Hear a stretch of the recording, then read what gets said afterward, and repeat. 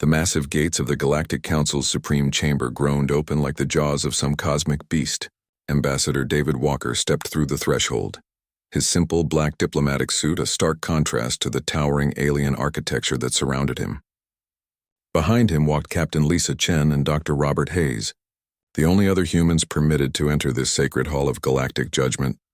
The chamber stretched upward for what seemed like miles, its crystalline walls pulsing with energy from 1,000 different star systems.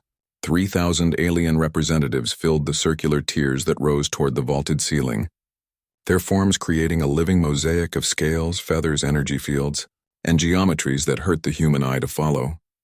The air itself hummed with translation frequencies, converting the babble of alien languages into something resembling comprehensible sound. At the apex of the chamber sat the 7 prime arbiters, ancient beings whose species had guided galactic civilization for over 40,000 years. Their leader, High Arbiter Thane, was a creature of living crystal whose faceted body contained the accumulated wisdom of eons. When he spoke, his voice seemed to emanate from the very walls of the chamber. The species known as humanity stands before this council charged with the gravest violation in galactic history, Thane announced, his words carrying the weight of absolute authority. Complete abandonment of their assigned territories, resulting in chaos across 23 star systems and the displacement of over 6 billion sentient beings. A wave of hostile energy swept through the assembled delegates. The reptilian saurians hissed in unison, while the insectoid Mantari clicked their mandibles in obvious displeasure. David could feel their collective anger pressing down on him like a physical weight, threatening to crush his resolve before he could even speak.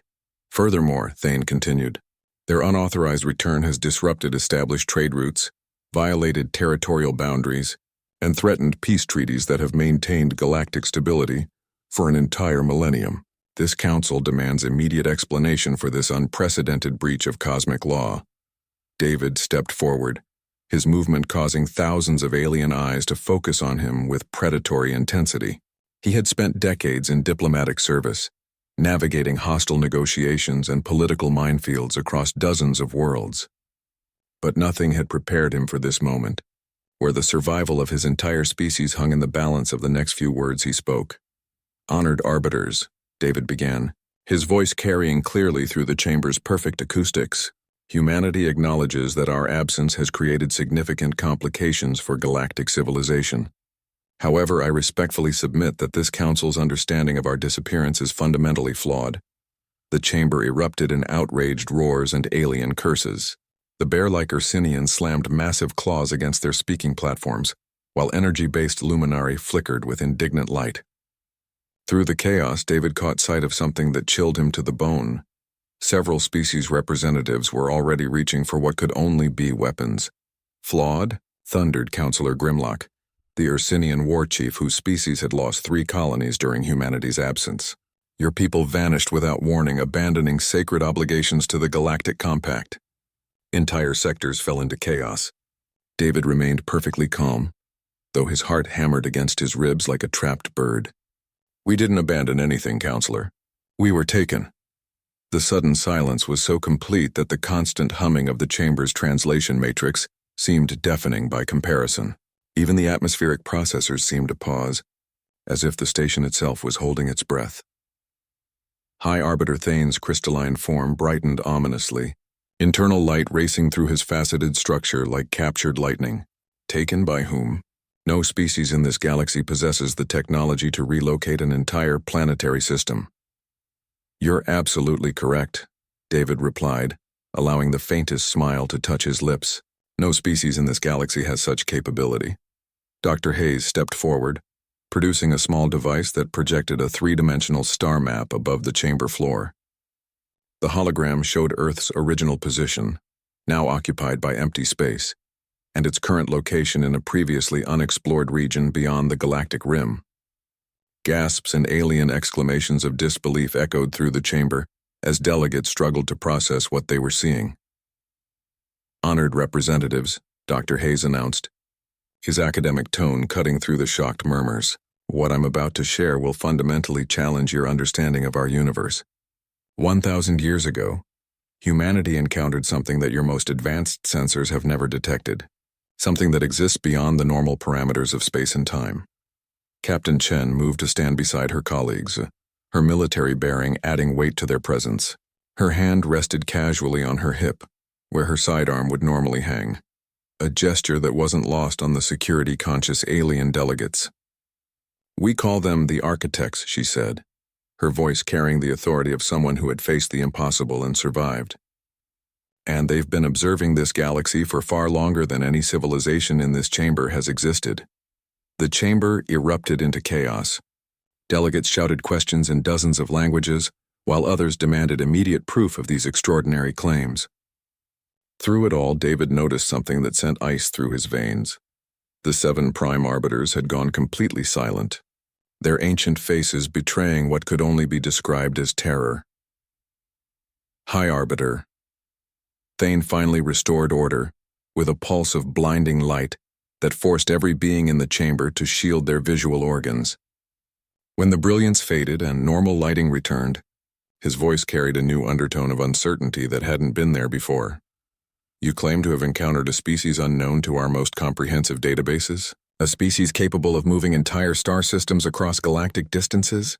"Not just encountered," David replied, his diplomatic composure masking the cosmic implications of his words. "We lived among them. We learned from them.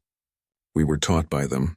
And now we've returned with knowledge that could either save this galaxy from total destruction or allow us to watch it burn while we remain safely beyond their reach."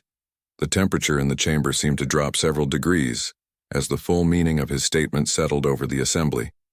In the following silence, David could practically hear the collective realization dawning on 3,000 of the galaxy's most powerful beings. Humanity was no longer the primitive species that had barely qualified for council membership a millennium ago. "The question before this council," David continued, his voice now carrying an authority that commanded absolute attention, "is whether you're prepared to listen to what we've discovered about the true nature of this universe, or whether you'd prefer to face what's coming without our assistance." As if summoned by his words, every screen and holographic display in the chamber flickered and died for exactly 3 seconds. A technological impossibility in the Council's most secure facility. When the systems restored themselves, a new star had appeared on every galaxy map, pulsing with malevolent energy at the very edge of known space. The message was unmistakable. Time was running out for everyone. 3 hours before the confrontation in the Council chambers, the human vessel Endeavour hung in space like a silver needle against the vast bulk of Nexus Station. The massive structure rotated slowly against the starfield, its countless docking bays and communication arrays reaching out like mechanical tentacles into the void. Captain Lisa Chen stood on the bridge, watching the alien traffic patterns with eyes that had learned to see beyond normal human perception. "Still can't believe we're actually back," muttered Navigation Officer Tom Bradley from his station. 1,000 years. Everyone we knew, everyone we loved, they're all gone. "Stay focused on the mission," Lisa replied, though she understood his pain better than she let show. The architect's displacement technology hadn't just moved Earth through space. It had moved them through time itself. From humanity's perspective, only 3 years had passed since their world had been engulfed in that impossible silver light. For the galaxy, it had been 10 centuries of war, change, and evolution. Dr. Robert Hayes emerged from the ship's research section, carrying a sealed container that seemed to bend light around its edges. The device hummed with energies that most species in the galaxy couldn't even detect, much less understand. "The quantum resonance samples are ready," he announced. "If the Council refuses to believe our warnings, these readings should at least prove that the architects are real." Lisa nodded, but her attention was drawn to the tactical display. Nexus Station's defensive grid had just increased to maximum alert status, with patrol ships moving into positions that spoke of barely controlled panic. "They're terrified," she observed, studying the formation patterns with a strategist's eye. "Look at those defensive arrangements. They're expecting an invasion. Can you blame them?" Ambassador David Walker joined them on the bridge, adjusting his diplomatic credentials one final time. From their perspective, an entire human fleet just materialized out of empty space after being declared extinct for a millennium. "I'd be nervous too." Through the main viewports, they could see the incredible diversity of vessels maintaining careful distances around the station. The flowing organic curves of Aquarian bioships contrasted sharply with the geometric precision of Nexus constructs. Each species maintained its own distinct architectural philosophy, creating a chaotic but oddly beautiful display of galactic civilization. Incoming transmission, announced Communications Officer Sarah Park. Priority, channel from High Arbiter Thane. Himself, the main screen flickered to life, revealing the crystalline features of the Council's supreme leader. Even through the translation matrix, his voice carried the accumulated authority of 40 millennia. Human vessel, you will submit to immediate inspection and surrender all advanced technology for Council review. Your species' return has caused significant disruption to established galactic order. David stepped into view of the transmission pickup. High Arbiter, we come in peace and request only the opportunity to address the full Council regarding matters of urgent galactic security. We carry no weapons of mass destruction and pose no threat to— No threat?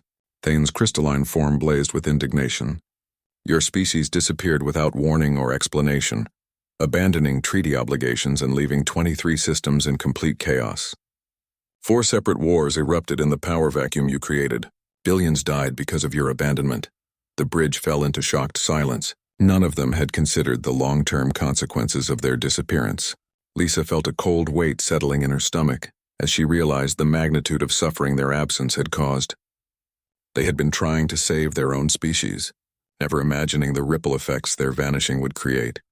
Furthermore, Thane continued, preliminary scans of your vessel show technology configurations that don't match any known specifications in our databases. Your ships are operating on principles that shouldn't exist. Dr. Hayes stepped into the transmission field.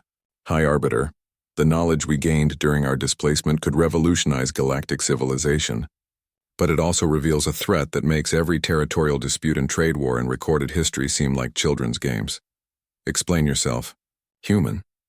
Lisa watched as Hayes activated his portable projector, displaying a 3-dimensional map of local galactic space. Red indicators pulsed at dozens of locations throughout the spiral arms, positions that had been empty space when humanity disappeared. These are gravitational anomalies that have appeared during our absence, Hayes explained, his scientific training helping him remain calm despite the cosmic implications. They're not natural phenomena. Something has been systematically positioning artificial constructs throughout the galaxy, creating what can only be described as a containment grid. Thane's crystalline form dimmed noticeably. Impossible. Our sensor networks monitor every cubic meter of Council space. Such massive construction projects would have been detected immediately. Not if the builders exist partially outside normal spacetime, Lisa interjected, earning a sharp look from David. She was supposed to let him handle the diplomacy, but the military implications were too critical to ignore. Captain Chen raises a crucial point, David said smoothly, covering for her breach of protocol. The entities we encountered, the ones responsible for our displacement, don't operate within normal physical parameters.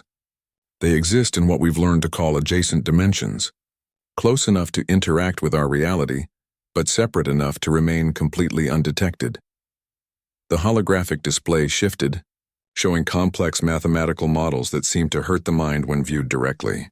The equations twisted and folded in on themselves, describing geometries that violated every known law of physics. This is the energy signature we detected just before our disappearance, Hayes continued, and according to our calculations, similar signatures have been appearing throughout the galaxy with increasing frequency over the past 50 years. Something is coming, High Arbiter. Something that makes every threat this galaxy has ever faced seem insignificant. Thane remained silent for several long moments, his crystalline structure pulsing with internal computations that were beyond human comprehension. When he finally spoke, his voice carried a new note of genuine concern. You will dock at Base 7 and submit to immediate Council review. But Human Ambassador, if you're attempting to use fear tactics to negotiate favorable terms for your species' return— High Arbiter, David interrupted, his diplomatic composure cracking slightly. If we wanted to negotiate from a position of strength, we would have announced our return with a full battle fleet and a demonstration of our new capabilities. We came with 3 ships and a warning because we respect the Council's authority and because what's approaching threatens every living being in this galaxy. The transmission ended abruptly, leaving the bridge crew in tense silence. Well, Bradley muttered from his station, that could have gone worse. Lisa wasn't so sure. As they approached the designated docking bay, her enhanced senses were detecting something that made her enhanced reflexes twitch with alarm. The quantum resonance readings that had become as familiar as breathing during their time with the architects were spiking throughout the entire star system. "David," she said quietly, moving to stand beside the ambassador, "we may not have as much time as we thought. The architects aren't the only ones who noticed our return." On the edge of their sensor range, space itself was beginning to ripple with the telltale signs of dimensional intrusion. Whatever humanity had learned during their 1,000-year displacement, they were about to discover whether that knowledge would be enough to prevent a catastrophe that could unmake reality itself. The docking clamps, engaged with a resonating clang that seemed to seal their fate to whatever judgment awaited in the council chambers. The detention facility beneath Nexus Station was a marvel of alien engineering, designed to contain beings whose very existence challenged the laws of physics. Energy barriers hummed with barely controlled power, while gravity generators created specialized environments for any species that might be imprisoned here.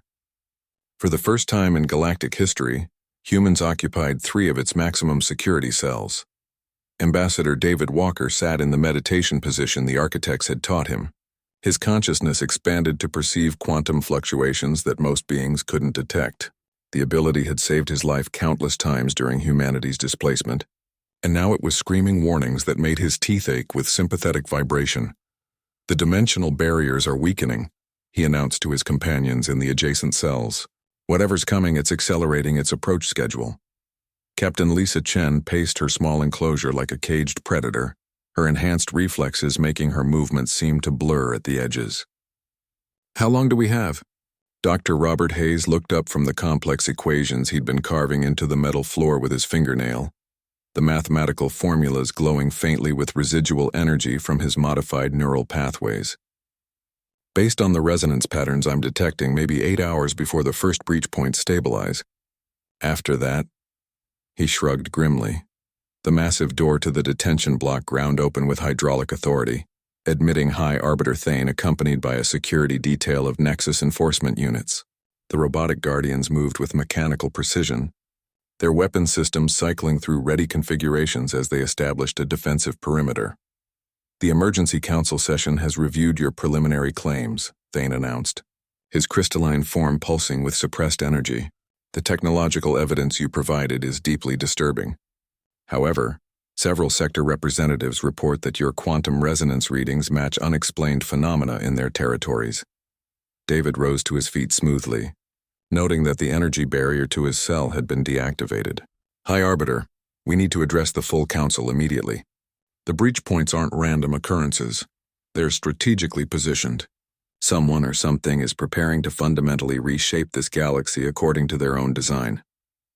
"That possibility is precisely what concerns us most," Thane replied. "Follow me." They were escorted through corridors that David had never seen during his previous diplomatic visits to the station. The walls here were older, covered in inscriptions from species whose names had been lost to galactic history. The very air seemed thick with the weight of ancient secrets and forgotten warnings. "Where are we going?" Lisa asked, her hand automatically reaching for weapons that had been confiscated hours earlier. "The Deep Archive," Thane explained, his voice carrying new undertones of reverence and fear. "There are records here that predate the current council by tens of thousands of years. Records that your arrival has forced us to reconsider with growing alarm." The chamber they entered defied rational description. Crystalline formations grew from floor to ceiling like frozen trees, each one containing the accumulated knowledge of entire extinct civilizations. Holographic displays showed star maps spanning millions of years, tracking the rise and fall of countless species across the galaxy's long history. In the center of the room stood 3 figures that made David's enhanced perception recoil in instinctive recognition. They weren't quite solid, existing in that strange space between dimensions that he'd become familiar with during humanity's displacement. "The Architect Collective," Dr. Hayes breathed, his voice mixing wonder and terror in equal measure. The beings turned toward them with movements that seemed to exist outside normal time. When they spoke, their words bypassed language entirely, communicating directly with consciousness itself in ways that left human vocal cords struggling to translate the experience. The harvest cycle approaches completion, they said in perfect unison, their voices harmonizing across dimensions. The Devourers have located this galaxy. Your species was preserved to serve as a catalyst for the resistance that must come. High Arbiter Thane's crystalline structure blazed with shocked energy. You've been in direct contact with these entities for an entire millennium? Not contact, David corrected, his diplomatic training helping him maintain composure despite the cosmic scale of the revelation. Education. They didn't abduct us. They prepared us. The Deep Archives display suddenly came alive with images that had never been recorded by any galactic civilization. Massive structures moving between realities, consuming entire star systems and leaving nothing but empty space in their wake. The Devourers weren't simple invaders. They were cosmic predators that fed on the fundamental forces holding reality together. Every 2 million years, they sweep through this region of space, one of the architects explained, their form shifting through probability states that hurt to observe directly. They consume civilizations that have reached sufficient technological development, using their accumulated knowledge and life force to fuel expansion into higher dimensional planes. Lisa stepped forward, her military mind immediately grasping the tactical implications. That's why you took Earth. We were approaching the development threshold that would attract their attention. Precisely. But your species possessed something unexpected. An adaptive potential that could be trained to perceive and manipulate dimensional boundaries. With proper preparation, humans could become the immune system this galaxy desperately needs. The chamber fell silent except for the humming of technology so ancient, they predated the formation of the current galactic core. David felt the weight of countless civilizations' accumulated hopes settling on his shoulders as the full scope of their situation became clear. The Council's greatest fear, Thane said slowly, his voice carrying the weight of revelations that challenged everything he believed, has always been the return of the legendary Devourers from our oldest mythologies. We assumed they were cautionary tales, warnings created by paranoid ancestors. Not tales, Dr. Hayes said, his scientific mind racing through implications that redefined universal history. Historical records. The Devourers have been systematically harvesting this galaxy for millions of years, taking only the most advanced species while leaving the others to rebuild and develop. It's cultivation on a cosmic scale. The architects gestured toward the star maps, which now showed current breach points in terrifying detail. The harvest begins in 18 hours. This galaxy's accumulated civilizations have reached optimal development density. Unless stopped, the Devourers will consume everything. Every species, every world, every spark of consciousness that has ever existed within these spiral arms. David felt his enhanced perception expanding involuntarily, showing him probability streams that stretched across time itself. In most potential futures, the galaxy became a lifeless void within days. In a few desperate timelines, scattered resistance lasted weeks before inevitable extinction. But in one impossibly narrow possibility, so fragile it seemed like wishful thinking, he saw something different. There's a way to fight them, he announced, causing every being in the chamber to focus on him with desperate intensity. But it requires something that's never been attempted in galactic history. What? Thane demanded, his crystalline form brightening with desperate hope. David met the High Arbiter's ancient gaze with unwavering determination. Complete unity.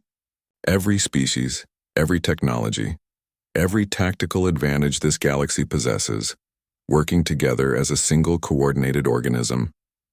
The Devourers have never encountered resistance on that scale because it's never been possible. The architect's forms brightened with what might have been approval. Your species was chosen specifically for this purpose, to serve as the neural network between incompatible civilizations. Humans can perceive and interact with the dimensional technologies needed to mount effective defense. Lisa's tactical mind was already working through the logistics, her enhanced capabilities allowing her to process scenarios at superhuman speed. We'll need to coordinate fleet movements across dozens of sectors, integrate technologies that have never been combined, and convince traditional enemies to fight as allies, all while preparing to face an enemy that exists partially outside conventional space-time, Hayes added grimly. High Arbiter, Thane was silent for several moments, his ancient consciousness processing implications that could reshape galactic civilization forever. When he finally spoke, his voice carried the weight of absolute commitment. Summon the emergency conclave. Every species representative, every military commander, every technological specialist in council space. The Grand Assembly Chamber had never hosted this many beings simultaneously. Emergency construction teams worked with desperate efficiency to accommodate representatives from species that had never shared the same atmospheric space.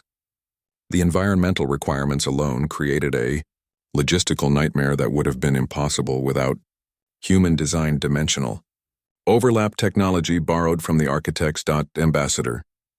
David Walker stood at the central podium, surrounded by a shimmering field that allowed him to exist simultaneously in 23 different environmental zones. Around him, the greatest minds in galactic civilization struggled to comprehend intelligence reports that redefined their understanding of reality itself. Current projections show 62 breach points opening across 8 sectors, announced General Patricia Knox, the human military attaché whose strategic expertise had proven invaluable during the emergency briefings. Her holographic displays showed real-time dimensional breach patterns that made even veteran commanders pale with fear.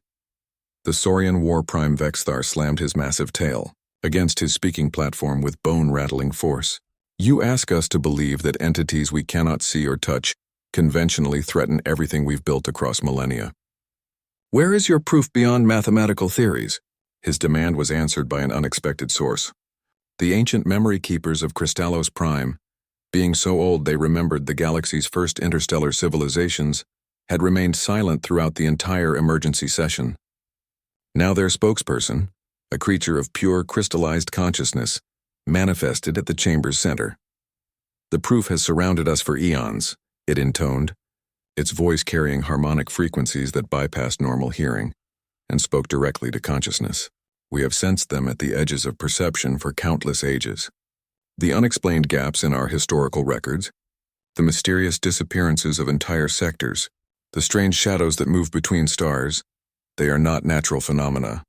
Dr. Robert Hayes stepped forward, activating a 3-dimensional display that showed the galaxy's structure in ways most beings had never conceived.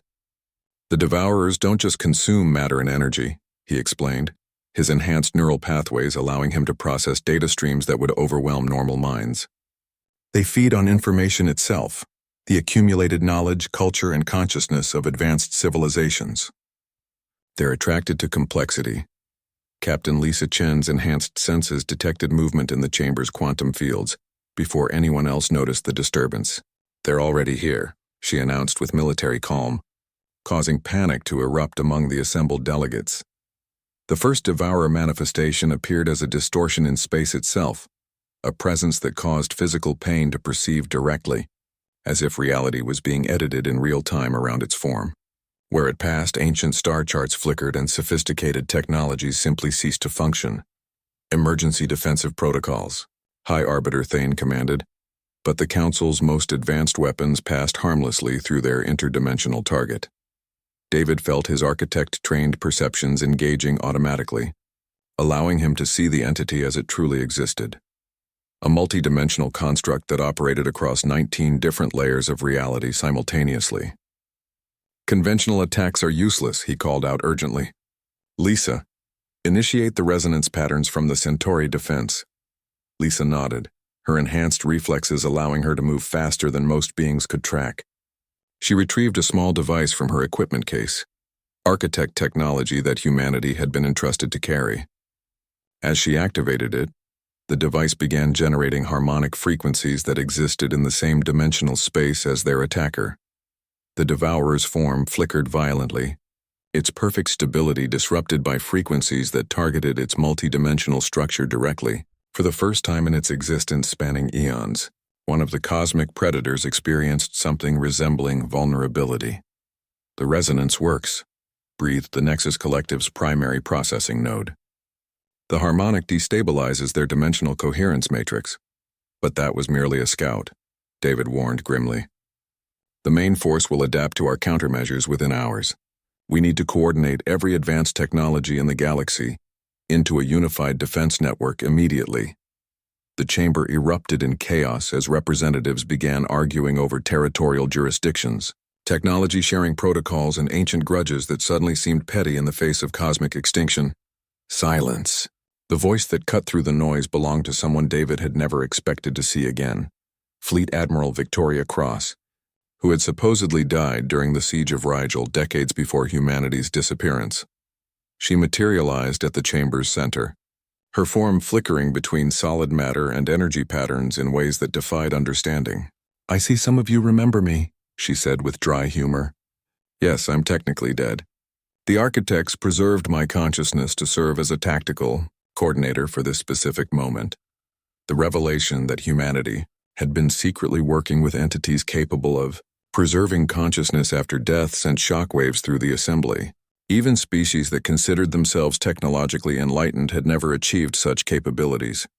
"Admiral Cross," Thane said carefully, his crystalline structure pulsing with uncertainty, "your tactical expertise would be invaluable. But the political implications of this revelation are completely irrelevant," Cross interrupted with military directness. "The Devourers don't care about your political structures. They don't distinguish between allied species or enemy factions. They consume everything equally." Her form solidified as she accessed the chamber's central systems. "I'm transmitting tactical data from the Architect archives, defensive strategies that have succeeded against Devourer incursions in other galaxies." The displays around the chamber lit up with battle plans that spanned multiple dimensions simultaneously, coordinated fleet movements requiring split-second timing across thousands of light-years, technology integration protocols that would merge incompatible systems into weapons that had never been conceived by any single species. "The encouraging news," Cross continued, "is that the Devourers have never encountered organized resistance on this scale.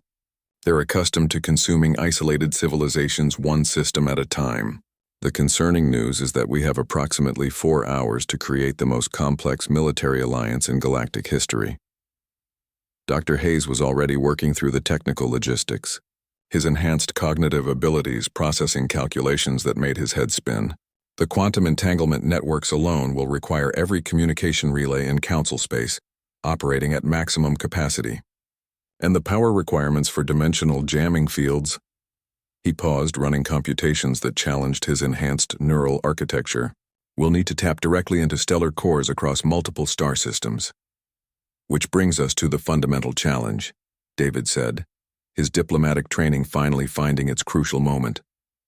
"Every species in this chamber possesses technology that others desperately need.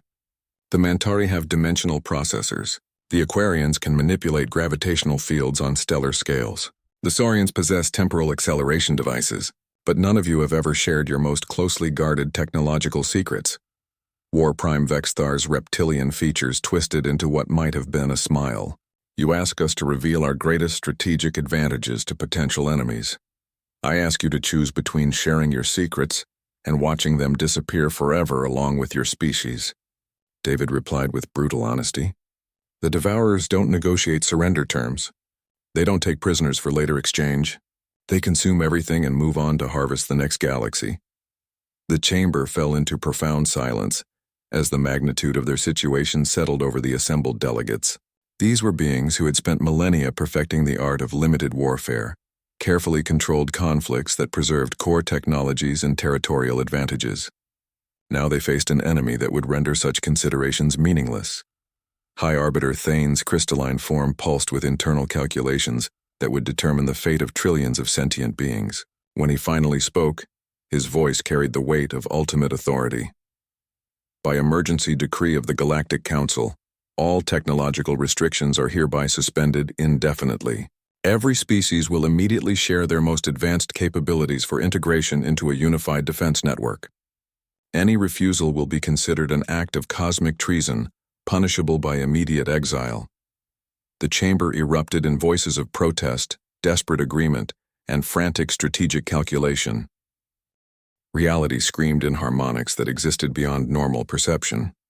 The massive dimensional rifts tore open simultaneously across 62 sectors, each breach disgorging Devourer constructs that violated every known law of physics. They moved like living geometric impossibilities, consuming not just matter and energy, but the fundamental information that defined existence itself. Entire star systems began fading from history as well as space. In the Unity Command Center, hastily constructed in quantum space between normal dimensions, Ambassador David Walker coordinated the most complex military operation in galactic history. Around him, consciousness interfaces allowed representatives from over 3,000 species to function as a single strategic organism, their minds linked through technology that shouldn't have been possible. Sector 12 reports cascading dimensional failure, announced Admiral Victoria Cross, her preserved consciousness managing data streams that would have destroyed any living mind. The Devourers are adapting faster than our countermeasure deployment rate. Captain Lisa Chen stood at the tactical display, her enhanced perception allowing her to track movements across 21 dimensions simultaneously. They're not just adapting, they're learning from us. Each time we deploy a new defensive technology, they incorporate its principles into their own attack systems within minutes. The holographic display showed a three-dimensional representation of the galaxy that caused physical pain to observe directly. Red zones indicated areas where reality itself was being systematically rewritten, while blue zones showed successful defensive positions. The pattern was clear and terrifying. The defenders were losing ground faster than they could establish new defensive lines. Gravitational mines successfully deployed in Sector 18, reported Fleet Singer Aria of the Aquarian Defense Corps, her voice carrying harmonic frequencies that coordinated her species' living ships across vast distances. Devourer response immediate. They're using our own gravitational manipulations to accelerate their dimensional breach formations, Dr. Robert Hayes's enhanced neural pathways danced across quantum keyboards that existed in probability space rather than physical reality. The technology integration protocols are functioning beyond optimal parameters, but we're fighting a purely reactive battle. Every defensive system we deploy provides them with more information to analyze and counter. David felt the weight of countless civilizations' desperate hopes pressing against his consciousness as he made the most difficult decision of his life. All defensive units implement Protocol Omega. The command center fell into shocked silence. Protocol Omega had been the architect's final gift to humanity, a tactical doctrine so dangerous that it could destroy the defenders as easily as their enemies. David, Lisa said quietly, her enhanced senses detecting the quantum fluctuations around his decision matrix. If we miscalculate this, then we die fighting instead of dying helplessly, he replied with grim determination. All species consciousness networks prepare for total merger. What happened next had never been attempted in the history of galactic civilization. 3,000 different forms of consciousness, biological, digital, energy-based, and hybrid variations, began linking together into a single strategic entity. The process was agonizing, as fundamentally incompatible thought patterns merged into something greater than the sum of its component parts. Through the merged consciousness, David experienced the galaxy as the Devourers perceived it, a complex information structure ripe for systematic consumption. But he also felt something the cosmic predators had never encountered in their eons-long harvest cycle unified resistance that existed across multiple layers of reality simultaneously. Execute, he whispered through the collective consciousness network. Every defensive technology in the galaxy activated simultaneously, but not as individual weapon systems. The dimensional jammers, gravitational manipulators, temporal accelerators, and quantum disruptors merged into a single integrated system that attacked the fundamental principles underlying Devourer existence. The effect was immediate and devastating. Across 62 sectors, the cosmic predators found themselves suddenly cut off from the higher dimensions that enabled their existence. For the first time in their species' million-year hunting cycle, they were trapped in normal space-time. It's working, Dr. Hayes's voice carried across the merged consciousness network. Their dimensional matrices are collapsing uniformly, but their victory celebration was premature. The Devourer's response was swift and absolutely ruthless. Instead of attempting retreat, they began consuming themselves, using their own dimensional essence to fuel one final, desperate assault on the galaxy's gravitational center. They're targeting the galactic core, Admiral Cross reported, her consciousness spanning the entire battle space simultaneously. If they destabilize the central black hole system, The gravitational cascade will destroy everything within 80,000 light-years. David felt probability streams shifting around them as cosmic forces rolled dice for the ultimate stakes. Every species in the galaxy was now linked through the Unity protocols, their combined consciousness facing an enemy that would rather destroy everything than accept defeat. All units. Convergence formation, he ordered through the network. If they want to make this a battle of mutual annihilation, we'll give them exactly that. The final confrontation was fought on levels of reality that had no names in any galactic language.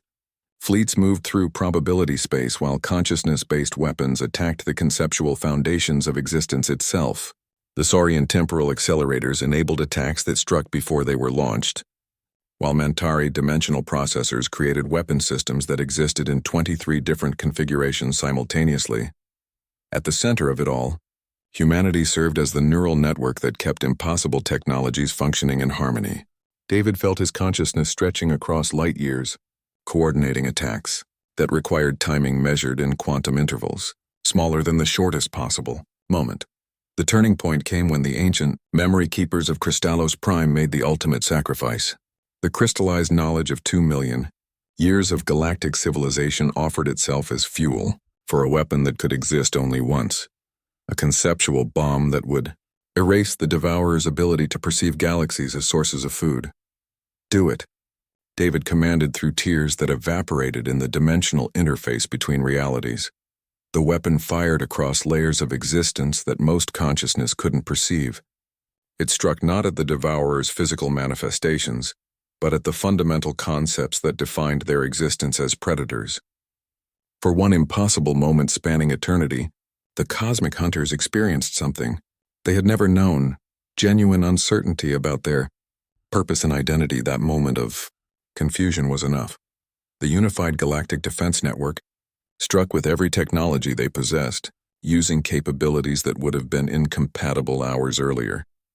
The Devourer's dimensional matrices collapsed completely, trapping them in normal space where conventional weapons could finally affect their existence. The battle lasted 28 minutes and changed the fundamental nature of reality itself within the galaxy.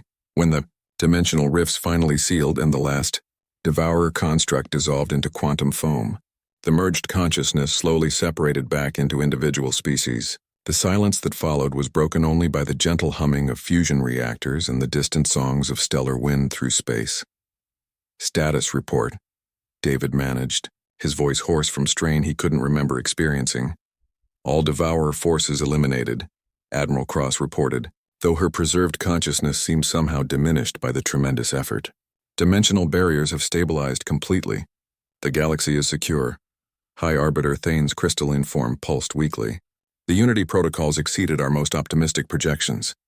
But the cost in terms of resources, the cost was evident throughout the command center. Technologies that had taken millennia to develop had been burned out in minutes.